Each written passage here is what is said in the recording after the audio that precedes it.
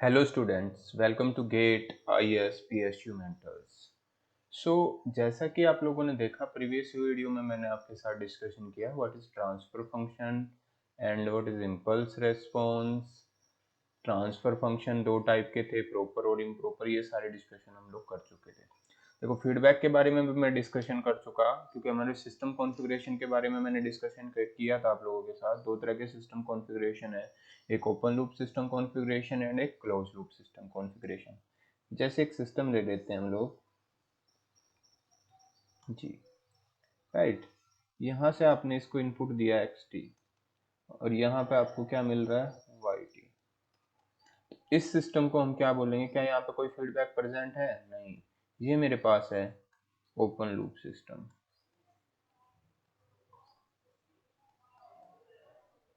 एक होता है मेरे पास क्लोज लूप सिस्टम।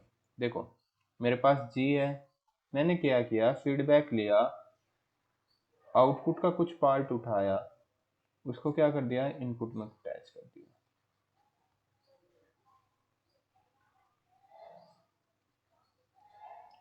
फीडबैक दो टाइप के होते हैं, एक पॉजिटिव फीडबैक, एक नेगेटिव फीडबैक, राइट। यहाँ पे आप एक्सेस ले लेते हैं या एक्सटी, जो भी आपने लेना, एक्सटी ले लेते हैं, टाइम डोमेन सिग्नल। एंड यहाँ पे आपको क्या मिल रहा है, वाई। तो ये कैसा है, क्लोज लूप सिस्टम।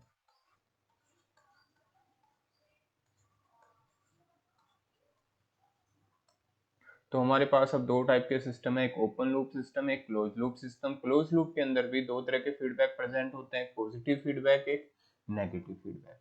सो हम जो भी स्टडी करने जा रहे हैं वो क्या करेंगे, effect of feedback on system. Effect of feedback on system. और सिस्टम में भी किस किस चीज पे इफेक्ट कर, फीडबैक का इफेक्ट चेक करेंगे हम लोग। फर्स्ट ऑफ ऑल, गेन पे क्या इफेक्ट पड़ेगा, सिस्टम गेन पे फीडबैक का क्या इफेक्ट पड़ता है। स्टेबिलिटी, स्टेबिलिटी पे क्या इफेक्ट पड़ेगा। देन स्टेबिलिटी के बाद हम लोग क्या चेक करेंगे, sensitivity.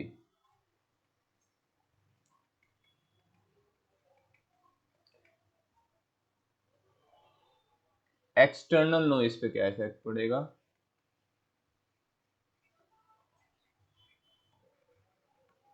And last one, system के टाइम कांस्टेंट पे क्या इफेक्ट पड़ेगा। ठीक है, तो ये सारे डिस्कशन हम लोग आज यहाँ पे करने जाए। तो फर्स्ट हम लोग स्टार्ट करते हैं, इफेक्ट ऑफ फीडबैक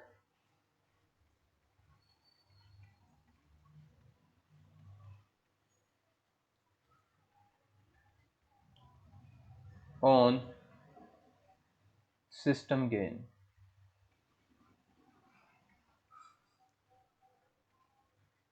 देखो, मेरे पास एक सिस्टम है, मैं यहाँ पे बात करूंगा केवल नेगेटिव फीडबैक के भी, और पॉजिटिव फीडबैक का केस भी आपके साथ डिस्कस करूंगा। ठीक है, मेरे पास एक सिस्टम है जिसका गेन जो है वो जी है। इनपुट में लाप्लास डोमेन में लेके चल रहा हूँ, एक्सेस, आउटपुट क्या है, वाई एस है। तो जो आउटपुट वाई एस है अपॉन इनपुट एक्सेस, इन दोनों का रेशियो किसके इक्वल आ जाएगा, जी के इक्वल आ जाएगा। अब मैंने क्या किया, यहाँ पे फीडबैक अप्लाई कर दिया, राइट। फीडबैक अप्लाई किया आपने,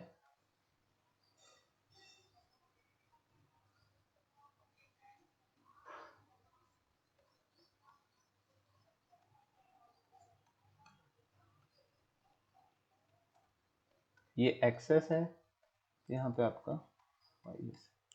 सबसे पहले हमारा काम क्या रहेगा, यहाँ पे इसका ट्रांसफर फंक्शन निकालना, वाई एस अपॉन एक्सेस, इसका ट्रांसफर फंक्शन आपने फाइंड आउट करना। यहाँ पे जो आपको सिग्नल दिख रहा है वाई एस, वो इस डायरेक्शन में फ्लो कर रहा है, तो यहाँ पे जो सिग्नल मिलेगा वो मिलेगा H S into Y S. अब हमने यहाँ पे नेगेटिव फीडबैक लगाया है, इसका मतलब यहाँ पे जो आपको सिग्नल मिल रहा होगा इस पॉइंट पे, यहाँ से एक्सेस आया और नीचे से आया H S into Y S. तो इन दोनों को माइनस होगा। देन ये पूरी क्वांटिटी यहाँ पे अवेलेबल है, ये g से मल्टीप्लाई होकर किसके इक्वल होगी, ys के। सो ys किसके इक्वल आएगा यहाँ से अगर आप चेक करो, g times xs minus hs ys। इसको रीअरेंज करेंगे, ys वाली टर्म एक साथ कर दिया आपने, तो ys इधर आके कॉमन आ गया, 1 plus G S H S is equals to किसके बनेगा आपके पास, G S X S. So यहां से Y S upon X S की वैल्यू किसके इक्वल आई है आपके पास, G S upon 1 plus G S H S, right. अगर हम बात करते हैं इस s की, तो ये एक्स एस क्या होता है, फ्रीक्वेंसी का फंक्शन होता है, सिग्मा प्लस जे ओमेगा। अगर इसके रियल पार्ट को जीरो कर देते हैं, s इज इक्वल्स टू किसके आ जाता है, जे ओमेगा के। तो ये जो s है ये हमारा किसका फंक्शन है, फ्रीक्वेंसी का फंक्शन है। तो जी एस एच एस भी हमारे पास किसका फंक्शन होगा, फ्रीक्वेंसी का, एंड ये जो g है ये भी फ्रीक्वेंसी का फंक्शन होगा। अब हम कंपैरिजन करते हैं, राइट। मेरे पास ओपन लूप सिस्टम था,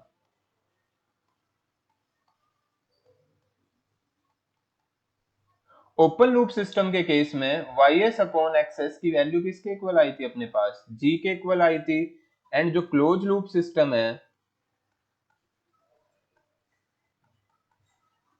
जो क्लोज लूप सिस्टम है इसके केस में ys अपॉन एक्स की वैल्यू किसके इक्वल आई है आपके पास, gs upon 1 plus G S H S, right. देखो अब हम इस लास्ट वाली टर्म की बात करते हैं।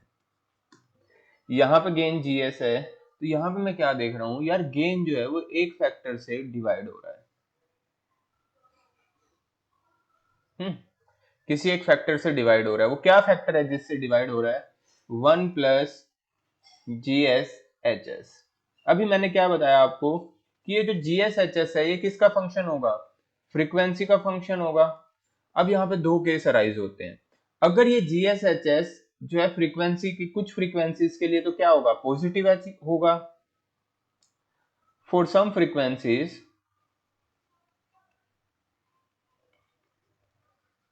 जी एस एच एस क्या होगा आपके पास, ग्रेटर देन जीरो। जब जी एस एच एस आपका ग्रेटर देन जीरो होगा, तो 1 plus greater than zero value जब ऐड करेंगे तो ओवरऑल जो गेन है सिस्टम का वो क्या कर जाएगा, डिक्रीज करेगा जीएस से। यार जीएस को आप कोई एक वैल्यू है उसको आप 1 से बड़ी वैल्यू से डिवाइड करते हो तो वैल्यू क्या आती है, प्रीवियस वैल्यू से छोटी आती है। सो इस केस में सम कुछ फ्रीक्वेंसी के लिए जब जीएस एच एस की वैल्यू ग्रेटर देन जीरो है, तो आपका सिस्टम का गेन जो है वो क्या करेगा, डिक्रीज करेगा। जो सिस्टम गेन है वो क्या करेगा आपके पास, सिस्टम गेन डिक्रीज करेगा, राइट। बात क्लियर हुई यहाँ पे। एंड कुछ फ्रीक्वेंसीज के लिए,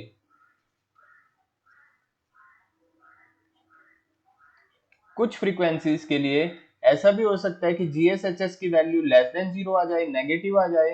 अगर मेरा जीएसएचएस नेगेटिव आ जाता है तो वन में से कुछ सब्ट्रैक्ट करेंगे, इसका मतलब गेन क्या करेगा सिस्टम का, इंक्रीज करेगा। सो यहां से दो प्रॉपर रिजल्ट निकल के आए हैं कि यार जो मेरा फीडबैक है वो सिस्टम के कुछ फ्रीक्वेंसीज पे सिस्टम के गेन को इंक्रीज भी कर सकता है, एंड कुछ फ्रीक्वेंसीज पे सिस्टम के गेन को डिक्रीज भी कर सकता है, right.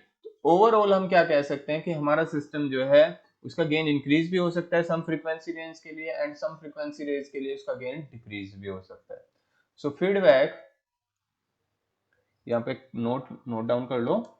So the therefore the feedback, या so feed the feedback,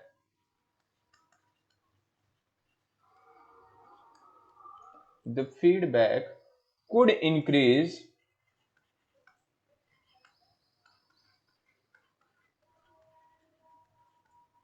the gain of system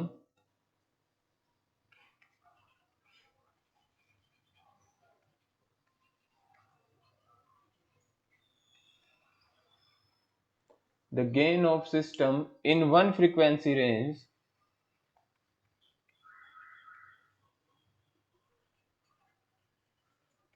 but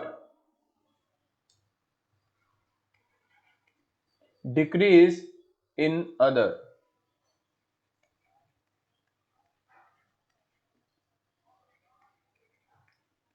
but decrease in another. So main point ये निकल के आया, ऐसा नहीं है आपकी फीडबैक हमेशा ही जो नेगेटिव फीडबैक है वो सिस्टम के गेन को इंक्रीज करती है। कुछ फ्रीक्वेंसीज के लिए सिस्टम के गेन को इंक्रीज करेगी, बट कुछ फ्रीक्वेंसीज के लिए सिस्टम के गेन को डिक्रीज भी कर सकती है। नाउ ये तो था हमारे सिस्टम के गेन पे क्या इफेक्ट पड़ेगा।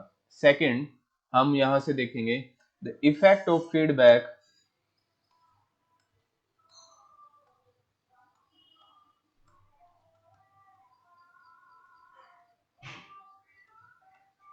On stability.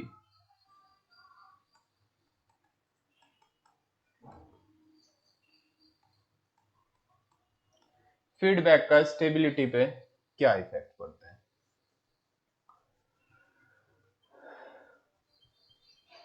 देखो, अगर हम बात करते हैं स्टेबिलिटी की,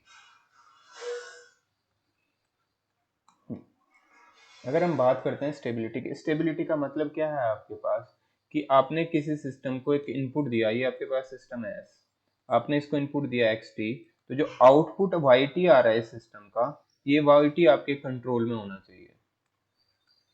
control in the sense finite होना चाहिए। वैसे डिटेल डिस्कशन आप स्टेबिलिटी के बारे में सिग्नल सिस्टम में करेंगे, जो कि हमारा सेपरेटली पार्ट चला हुआ है सिग्नल सिस्टम का। हम लोग क्या कहते हैं कि हमारा जब हम एक इनपुट अप्लाई करते हैं किसी भी सिस्टम को, अगर हमारा आउटपुट जो है वो बाउंडेड आ जाता है, तो हम सिस्टम को क्या बोलते हैं, स्टेबल बोलते हैं। अब हमने चेक करना है यार हमारे फीडबैक क्या करता है, सिस्टम को स्टेबल करता है या अनस्टेबल करता है।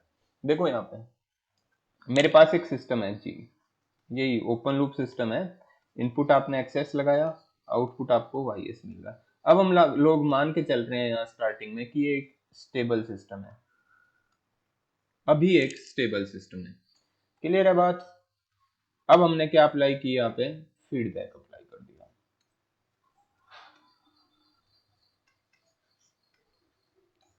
तो जैसे ही आप यहाँ पे फीडबैक अप्लाई करोगे तो सिस्टम पे क्या इफेक्ट पड़ेगा।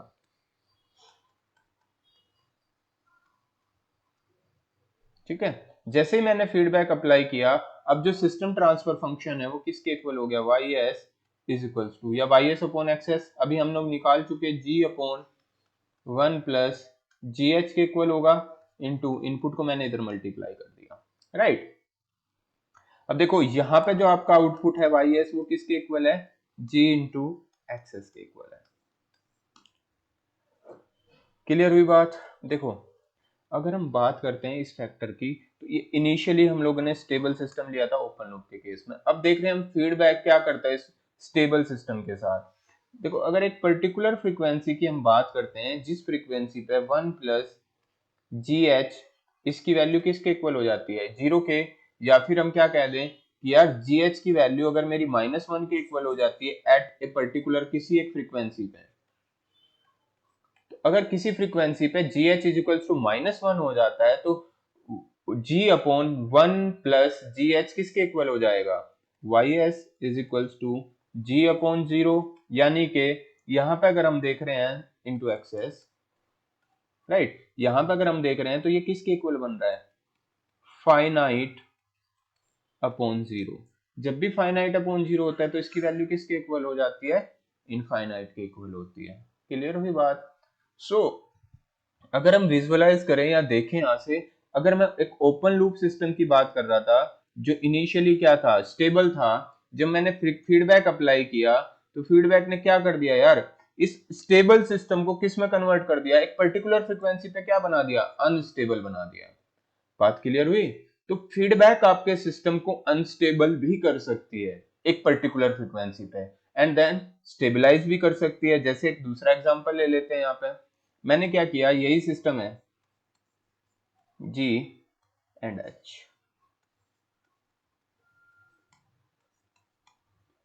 एक्सेस माइनस, यहाँ पे एच लगा हुआ, सॉरी। क्लियर है बात। यहाँ पे आप आउटपुट ले रहे हो वाई एस। अभी यही चीज है जो हमने प्रीवियस केस किया कि ये सिस्टम जो है अनस्टेबल है, मैंने क्या किया, एक और फीडबैक यहाँ पे अप्लाई कर दिया H1, और ये इसके साथ ऐड कर दिया, राइट। जो अब फिगर आपके पास बनेगी वो फिगर ये हो गया। इसको यहाँ से हटा लेते हैं, दूसरी फिगर में इसको डिनोट करते हैं। क्लियर? यहाँ से हटा लेते हैं, दूसरी फिगर में डिस्कस करते हैं। ये आपके पास पहले सिस्टम था, ठीक है। अभी ये मान लिया कि ये अनस्टेबल है, कि इसकी जो फ्रीक्वेंसी है वो ऐसी है कि जी एच की वैल्यू किसके इक्वल है, -1 के इक्वल है। अब मैंने क्या किया यार, इस सिस्टम को तो एज इट इज रखा,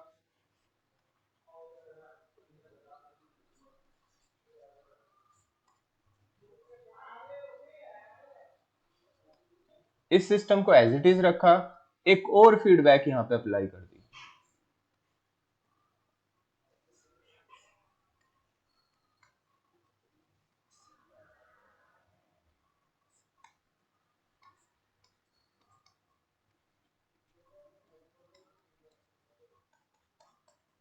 अब जब इस सिस्टम को आप सोल्व करोगे तो इस सिस्टम का जो आपके पास ट्रांसफर फंक्शन बनेगा सेकंड वाले सिस्टम का, वो क्या बनेगा? जो मेरा सेकंड वाला सिस्टम है इसका ट्रांसफर फंक्शन आएगा Y S upon X S is equals to G upon 1 plus G H plus G F. अब देखो ये वैल्यू तो जीरो के इक्वल थी, बट इसके साथ एक और फैक्टर ऐड हो गया जी एफ। क्या ये अब जीरो के इक्वल बनेगी निचले वाली वैल्यू? नहीं बनेगी। एंड देन जो आपका आउटपुट आएगा वो किसकी किसकी फॉर्म में आ जाएगा? बाउंडेड आउटपुट आएगा। इसका मतलब अब जो सिस्टम है वो क्या हो गया? स्टेबल हो गया। तो आपका जो फीडबैक है कई बार वो सिस्टम्स को अनस्टेबल कर देता है, बट कई बार वो सिस्टम्स को अनस्टेबल सिस्टम को भी क्या कर देता है? स्टेबल सिस्टम्स में कन्वर्ट कर देता है। सो होपफुली आपको ये दोनों चीजें क्लियर हो गई होंगी, what is the effect of feedback on system gain and what is the effect of feedback on stability.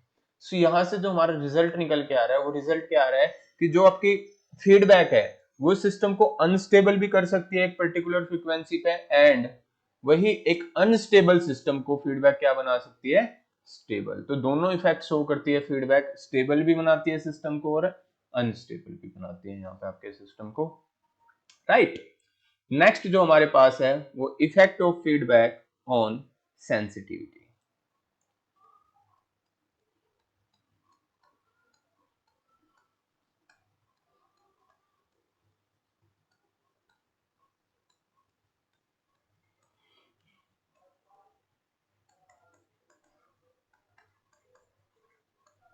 Effect of feedback on sensitivity.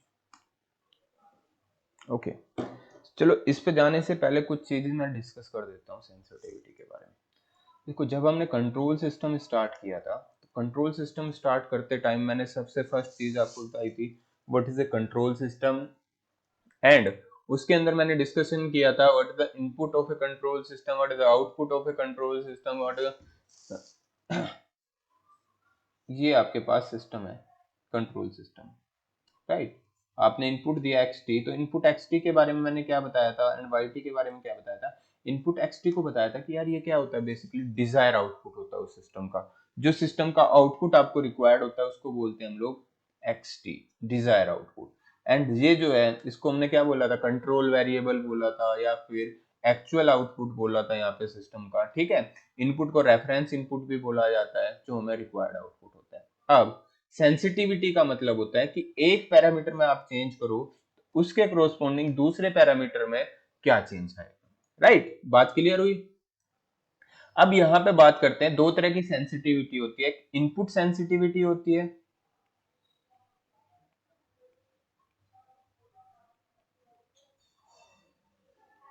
एक इनपुट सेंसिटिविटी होती है और एक पैरामीटर वेरिएशन के रिस्पेक्ट में सेंसिटिविटी होती है।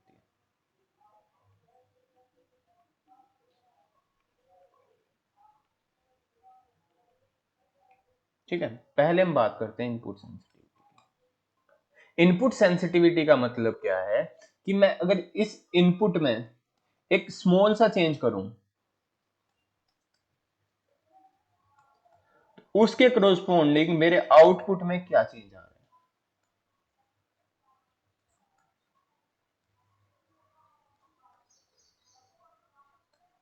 इनपुट में आपने स्मॉल सा चेंज किया तो उसके कोरोस्पोंडिंग आउटपुट में क्या चेंज आएगा? स्मॉल चेंज आएगा या ज्यादा चेंज आएगा? अब अच्छे एक चीज बताना मुझे यहाँ पे कि मेरे पास जो सिस्टम है कंट्रोल सिस्टम, एक गुड कंट्रोल सिस्टम है, ठीक है, एक अच्छा कंट्रोल सिस्टम है। इसकी क्या प्रॉपर्टी होनी चाहिए? अगर मैं इनपुट में स्मॉल सा चेंज करूं तो आउटपुट में कितना ज्यादा, कम चेंज आना चाहिए, ज्यादा चेंज आना चाहिए? देखो, एक एग्जांपल ले लेते हैं। यहाँ पे आपके पास एक एयर कंडीशनर है, एसी है, एयर कंडीशनर है। उसको आपने इनपुट दिया आपने रिमोट से 23 डिग्री सेंटीग्रेड, राइट? तो जब हम उसको 23 डिग्री सेंटीग्रेड इनपुट देंगे, देन आपने क्या किया, थोड़ी देर बाद उसका टेम्परेचर जो है वो 25 डिग्री सेंटीग्रेड कर दिया चेंज करके। तो इसका क्या इफेक्ट होना चाहिए आउटपुट पे? अगर मैं बात करूं आउटपुट पे क्या इफेक्ट होना चाहिए यार, जैसे ही आप 23 डिग्री से 25 डिग्री करोगे तो आउटपुट भी सडनली चेंज होके कहाँ से, 23 डिग्री सेंटीग्रेड से चेंज होके कहाँ हो जाना चाहिए, 25 डिग्री सेंटीग्रेड। जैसे ही आप चेंज करते हो इनपुट में, स्मॉल सा चेंज करोगे तो आउटपुट में भी क्या होना चाहिए, एकदम से चेंज हो जाना चाहिए। इनपुट के रिस्पेक्ट में जो सेंसिटिविटी है गुड कंट्रोल सिस्टम की, वो क्या होनी चाहिए, हाई होनी चाहिए। बात क्लियर हुई सेंसिटिविटी के बारे में? सेंसिटिविटी क्या है, एक पैरामीटर में आप स्मॉल सा चेंज करो तो दूसरे पैरामीटर में उसके रिस्पेक्ट में कितना चेंज आ रहा है। तो हम लोग किसकी सेंसिटिविटी की बात कर रहे हैं यहाँ पे, sensitivity of output with respect to input, sensitivity of this control system with respect to input, right? अगर हम बात करते हैं, मैं इनपुट में अगर स्मॉल सा चेंज करता हूँ एक अच्छे कंट्रोल सिस्टम के लिए, तो आउटपुट में भी क्या आना चाहिए, उतना ही चेंज आना चाहिए और बहुत ही फास्टली चेंज आना चाहिए। तो ये तो बात हुई किसकी, इनपुट सेंसिटिविटी की। अब हम बात करेंगे पैरामीटर वेरिएशन के रिस्पेक्ट में सेंसिटिविटी। देखो, आपके पास सिस्टम है, ठीक है, मान लो कोई एक्सटर्नल नॉइस, जैसे हम बात करते हैं जो आपके इलेक्ट्रॉनिक सिस्टम है, एक्सटर्नल नॉइस की बात कर रहा हूं मैं, एक्सटर्नल डिस्टरबेंस की बात कर रहा हूं मैं। मेरे पास एक इलेक्ट्रॉनिक सिस्टम है, इलेक्ट्रॉनिक सिस्टम के अंदर अगर मेरे पास कहीं से थर्मल नॉइस इंट्रोड्यूस हो जाता है तो वो सिस्टम के पैरामीटर, मतलब सिस्टम को क्या कर देगा, चेंज करेगा। देन क्या उसके रेस्पेक्ट में आपका आउटपुट चेंज होना चाहिए? नहीं चेंज होना चाहिए ना। जैसे आपका फैन है, या फिर कोई भी एग्जांपल ले लो, आपका फैन है, ठीक है, अगर आपका फैन के अंदर कोई कोई एक एलिमेंट खराब हो जाता है तो क्या उसकी स्पीड कम होनी चाहिए, क्या उसका आउटपुट कम होना चाहिए? अगर आउटपुट कम नहीं हो रहा है तो वो एक अच्छा कंट्रोल सिस्टम है। सो बेसिकली पैरामीटर वेरिएशन के रेस्पेक्ट में सेंसिटिविटी क्या होनी चाहिए, लो। तो दो चीजें आपको क्लियर हुई होंगी यहाँ पे, इनपुट सेंसिटिविटी क्या है, पैरामीटर वेरिएशन के रेस्पेक्ट में सेंसिटिविटी क्या है, किसकी वैल्यू हाई होनी चाहिए एंड किसकी वैल्यू लो होनी चाहिए। ये आपका एक थ्योरेटिकल पर्सपेक्टिव था। अब हम लोग कंपैरिजन करेंगे किस किस के बीच में, मैथमेटिकली हम लोग सेंसिटिविटी ओपन लूप की निकालेंगे एंड क्लोज लूप की, देन उनका कंपैरिजन करेंगे। सबसे पहले हम लोग डिफाइन कर देते हैं what is the sensitivity. Sensitivity of transfer function t with respect to g is equals to change in transfer function divided by change in gain g। इसको क्या कह सकते हैं, change in transfer function divided by change in gain g। तो ये चीजें आपने ध्यान रखनी है, ये आपकी क्या होती है, सेंसिटिविटी है, ये डिफाइन। अब मेरे पास एक ओपन लूप कंट्रोल सिस्टम है, एक क्लोज लूप कंट्रोल सिस्टम है। Open loop,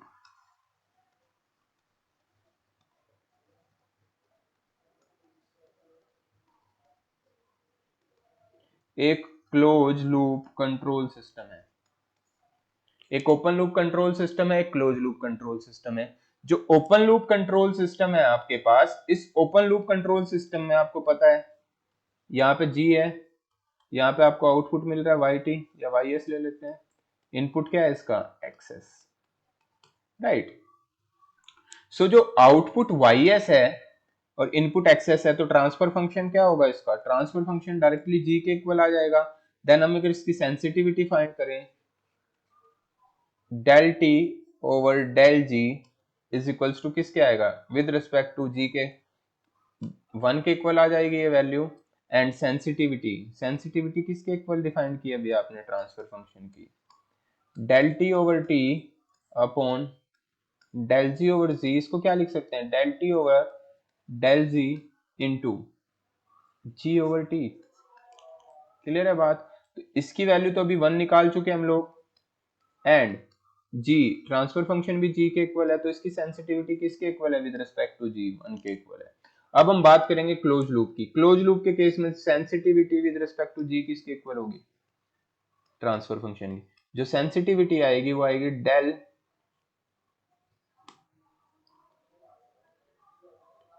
del T over T del G over G. तो ये किसके इक्वल बन जाएगा? Del T over del G into G over T. तो ये सेंसिटिविटी है with respect to G. Clear है बात? अब हम आते हैं यहाँ पे ट्रांसफर फंक्शन क्या है इसका। Transfer function of A close loop system with negative feedback किसके इक्वल था? जी अपॉन 1 प्लस जी एच। तो del T over del G की वैल्यू किसके इक्वल आएगी? इसका डेरिवेटिव ले लेंगे तो 1 प्लस जी एच का whole square 1 plus G H, G का डेरिवेटिव 1 माइनस जी एच, ये कैंसिल आउट हो गया। तो यहां से वैल्यू किसके इक्वल आएगी? Del T over del G is equals to 1 over 1 plus G H का स्क्वायर। ये हम फर्स्ट फॉर्मूले में रिप्लेस कर देते हैं। तो सेंसिटिविटी एस जी टी किसके इक्वल होगी? Del T over del G की value 1 upon 1 plus G H का square into G over T. T की वैल्यू कितनी है ट्रांसफर फंक्शन की? G over 1 plus G H. तो एक पावर कैंसिल आउट, जी से जी कैंसिल आउट। तो सेंसिटिविटी किसके इक्वल आ रही है ट्रांसफर फंक्शन की? S G T is equals to 1 plus. तो ये है sensitivity of transfer function with respect to G. हम इस पैरामीटर वेरिएशन के रिस्पेक्ट में सेंसिटिविटी को कम करना चाहते हैं ज्यादा, हमें चाहिए कि ये सेंसिटिविटी कम होनी चाहिए। अगर हम बात करते हैं ओपन लूप सिस्टम की, तो उसकी ट्रांसफर फंक्शन की जो सेंसिटिविटी है विद रिस्पेक्ट टू जी वो किसके इक्वल है? 1 के इक्वल। तो हम इस सिस्टम की सेंसिटिविटी को कम कर सकते हैं कैसे? जीएच को इंक्रीज करके। अगर मैं जीएच को इंक्रीज करते जाऊं, बट जीएच को भी आप कब तक इंक्रीज कर सकते हो? जब तक आपका सिस्टम क्या रहे? स्टेबल। ऐसा नहीं है कि आप जीएच को इंक्रीज करते चले गए एंड सिस्टम क्या हो गया आपका? Unstable, right? तो जीएच की वैल्यू को इंक्रीज करके हम सिस्टम की सेंसिटिविटी को with respect to parameter variation कम कर सकते हैं। अगर मैं ओपन लूप और क्लोज लूप के कंपैरिजन करूं, तो close loop system close loop system जो है पैरामीटर वेरिएशन के रेस्पेक्ट में लेस सेंसिटिव होता है, क्योंकि यहाँ पे इसकी वैल्यू 1 है and this value may be less than 1। सो जो आपका क्लोज लूप सिस्टम है वो लेस सेंसिटिविटी होता है with respect to parameter variation. Okay. हाँ, जरूरी नहीं है कि सारी फ्रीक्वेंसीज की बात करते हैं, फिर से वही कंसेप्ट आता है। कुछ फ्रीक्वेंसीज पे इसकी वैल्यू लेस देन 1 हो जाएगी, कुछ फ्रीक्वेंसीज पे ग्रेटर देन 1 होगी। जिस फ्रीक्वेंसी पे ग्रेटर देन 1 होगी वहां पे लेस सेंसिटिव, जहां पे लेस देन 1 होगी वहां पे क्या होगा? More sensitive to parameter variation. तो आप इसको जीएच को एडजस्ट करके अपनी सेंसिटिविटी को एडजस्ट कर सकते हैं, बट यहाँ पे आप ओपन लूप के केस में अपनी सेंसिटिविटी को आप चेंज नहीं कर सकते with respect to parameter variations. Hopefully आपको ये चीज भी क्लियर हुई होगी what is the sensitivity and sensitive, what is the relationship between sensitivity and loop gain GH. ठीक है, क्लोज लूप। और हमने कंपैरिजन भी किया है open loop and close loop systems का। क्लियर है? चलो move on to next part. What is the effect of feedback on external noise?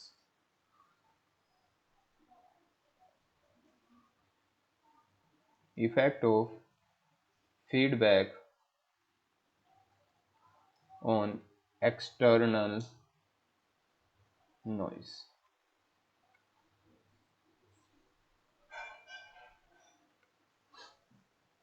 Right, आपके पास एक open loop sorry close loop system है, पहले उसके अंदर डिस्टरबेंस नहीं था एंड देन सेकंड केस में आपने यहाँ पे डिस्टरबेंस को इंट्रोड्यूस कर दिया, उससे आपके सिस्टम के उस पर क्या इफेक्ट पड़ेगा? क्लियर है बात? ऐसे ले लेते हैं। एक ये मेरे पास सिस्टम है, सॉरी, एक ये सिस्टम है जी। यहाँ पे क्या हो रहा है? एक नॉइस इंट्रोड्यूस हो रहा है इसके साथ।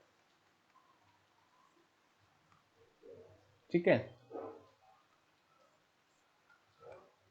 ये G1 ले लेते हैं, ये G2, यहाँ पे नॉइस आया, इधर से XT आया, ये यहाँ पे समेशन है, देन आपको क्या मिल रहा है यहाँ पे YT। तो जो YT होगा वो किसके इक्वल होगा, YT इज इक्वल्स टू एक तो X इंटू G1, फिर इसके साथ में एडिशन हुआ नॉइस का, देन ये मल्टीप्लाई हो गया G2 से। सो जो Y है, ये YT नहीं Y है, तो Y किसके इक्वल आ गया, X G1 G2 plus N G2। तो नॉइस वाला फैक्टर किसके इक्वल आ रहा है यहाँ से, ड्यू टू नॉइस,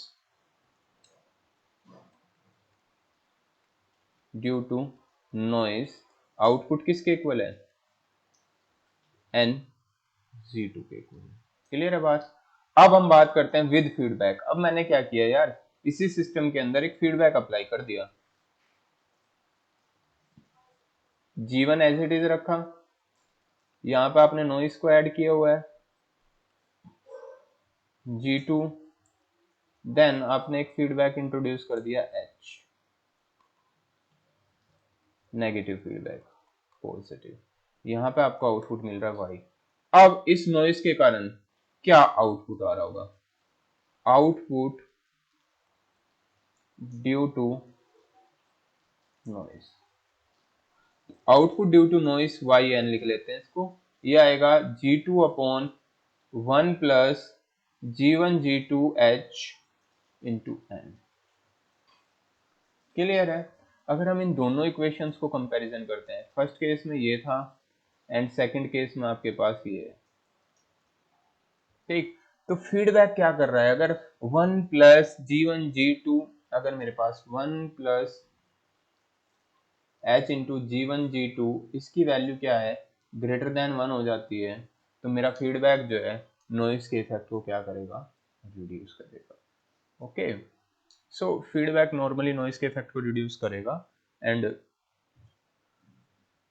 आपके सिस्टम के अंदर जितने भी एक्सटर्नल नॉइसेस हैं उनको कम करते जाएगा।